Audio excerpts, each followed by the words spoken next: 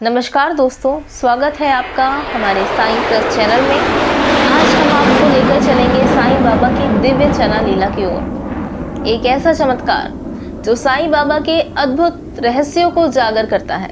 ये कहानी न केवल हमारी आस्था को मजबूत करती है, बल्कि हमें गहराई से यह एहसास कराती है कि बाबा हर पल अपने भक्तों के साथ हैं। इस लीला में साईं बाबा ने कैसे अपने भक्तों को प्रेम और सेवा का संदेश दिया और कैसे उन्होंने चनों के माध्यम से गूढ़ रहस्य प्रकट किया। तो आइए जानते हैं इस प्रेरणादायक साईं सच्चरित्र कथा की ओर। साईं बाबा की चना लीला। शिरडी में बाजार प्रति रविवार को लगता है। निकटवर्ती ग्रामों से लोग आकर वहां दुकानें लगाते हैं और माल बेचते हैं। मध्याह्न के समय मस्जिद लोगों से ठसाठस भर जाया करता था, परंतु रविवार के दिन तो लोगों की इतनी अधिक भीड़ होती थी कि प्रायः दम ही घुटने लगता था। ऐसे ही एक रविवार के दिन श्री हेमाड़ पंत बाबा की चरण सेवा कर रहे थे। श्यामा बाबा की बाईं ओर व वामन राव बाबा की दाहिनी ओर थे। इस अवसर पर श्रीमन बूटी साहब और काका साहेब दीक्षित भी वहां उपस्थित थे।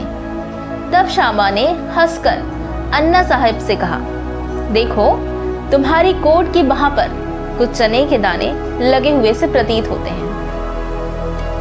ऐसा कहकर श्यामा ने उनकी बाह स्पर्श की, जहां कुछ दाने चने के मिले।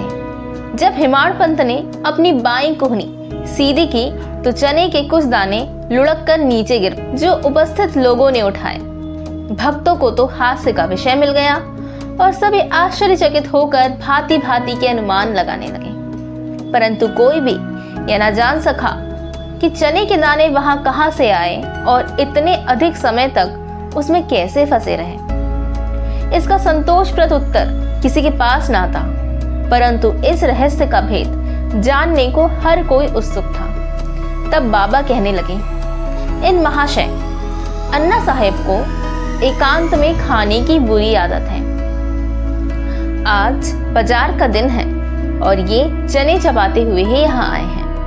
मैं तो इनकी आदतों से भली भांति परिचित हूँ। ये चने मेरी कथन की सत्यता के प्रमाण हैं। इसमें आश्चर्य की बात ही क्या है। हेमाड़ पंत बोले, बाबा मुझे कभी भी एकांत में खाने की आदत नहीं है, फिर इस प्रकार तो मुझ पर दोषारोपण क्यों करते हो?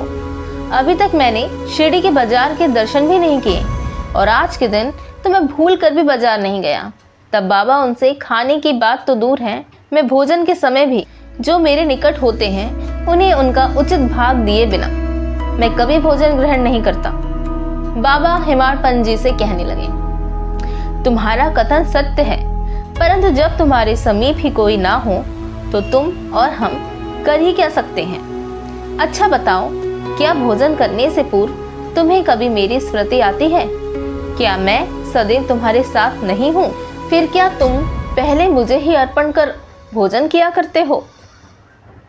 इस प्रकार बाबा हेमाड़ पंत जी से कहने लगे। इस प्यारी सी कथा की शिक्षा हमें ये मिलती है कि इंद्रियां, मन और बुद्धि द्वारा पदार्थों का रसास्वादन करने के पूर्व बाबा का स्मरण करना चाहिए। उनका स्मरण ही अर्पण की एक विधि है।